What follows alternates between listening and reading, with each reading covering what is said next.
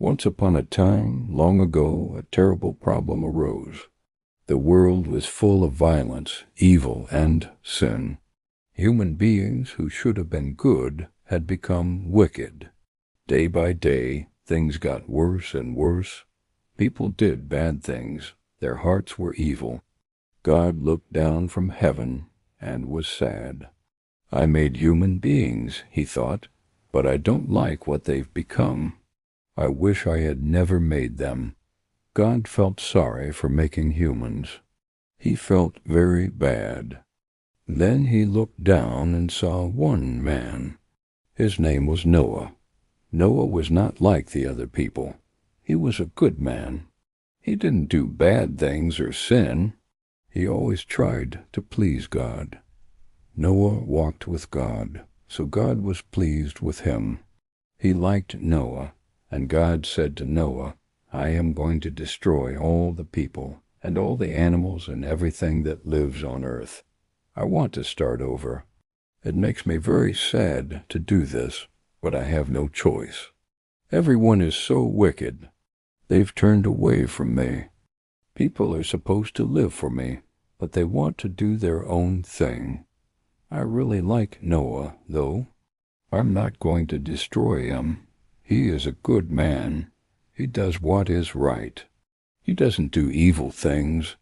He walks with God and he prays and reads the book of God's laws. He follows my rules and he's a good example to everyone around him. I'm going to save Noah and his family and some animals. Then I will make a new world and life will begin again. Noah was scared when he heard what God said. Oh, God, why are you angry? Why are you destroying the earth? Please forgive people. Please give them another chance. Please don't destroy the world. But God said, Noah, I can't forgive them. They are so wicked. They've done too many bad things. I'm sorry, Noah, but I must destroy them.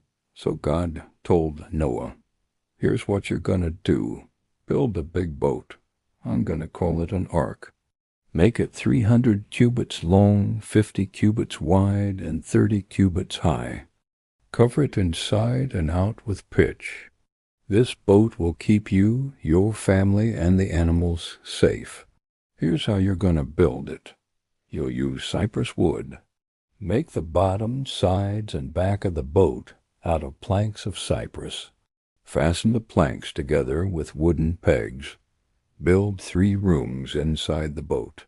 Put a window in each room and cover the windows with a covering of some sort. Build a door in the front and make a roof for the top of the boat. So Noah began to build the boat. He worked hard and he finished it just like God said.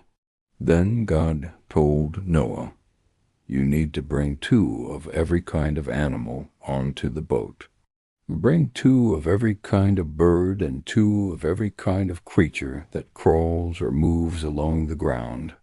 Make sure there are male and female animals, birds, and creatures for my purposes.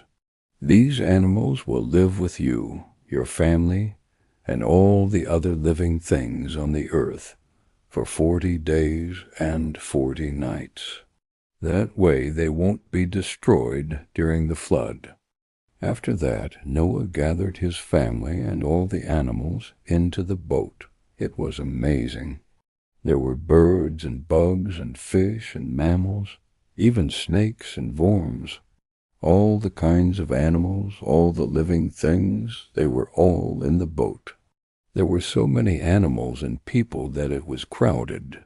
Then God closed the door of the boat. He wanted to protect everyone inside. Right after that, God started the rain. It poured and poured. The rain lasted for 40 days and 40 nights. It rained so much that every river and stream overflowed. Water covered the entire earth. The rain kept falling and the water kept rising. Soon the water was higher than the mountains. Everything was under water, everything except the boat. The boat floated on the water. It went up and down with the waves. Animals stuck their heads out of the windows and watched the water swirling all around them. They could see the water rising higher and higher. Pretty soon the mountains were completely under water. No land was visible anywhere. The boat floated on the water, farther and farther away from the land. The whole world was under water. After a while the rain stopped. Then Noah opened the window and looked out. The water had gone down a little bit, but there was still lots of water everywhere. He waited 7 days, and then he sent a dove out of the boat to see if the water had gone enough for the boat to rest. The dove flew around and then came back. It didn't find anywhere for the boat to rest. So Noah waited another 7 days and sent the dove out again. Once again, the dove flew around and then came back. It brought back an olive leaf that had been freshly plucked from a tree. Noah knew what this meant. The olive leaf meant that the rain had stopped, the water had gone down, and dry land was showing again. So Noah waited 7 more days and sent the dove out a 3rd time. This time the dove did not come back. It found a place to rest. It had found a twig from a tree to hold on to. So Noah knew that it was finally time to leave the boat. The boat had floated on the water for 150 days. Now it could rest. God had told Noah that when he saw a dove return with an olive leaf, that would be a sign that he could leave the boat. God had also promised that when he saw a dove not return, that would be a sign that he could leave the boat and go back to dry land. So Noah opened the door of the boat and stepped out. He was the first person to set foot on dry land since the flood. Then Noah and his sons, his wife and his daughters-in-law, all of them came out of the boat. All the animals came out of the boat too. They all looked around at the tall mountains and the trees and the plants and flowers. The world looked different. It smelled different. It was quiet. They couldn't hear the crashing of the waves anymore. Then Noah built an altar and made burnt offerings of every clean animal and of every clean bird. He put them on the altar and burned them completely. Then something amazing happened. God smelled the smoke from the burning offerings and was pleased.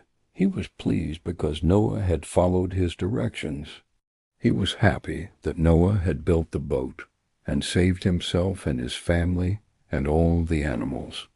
God was pleased that Noah trusted him.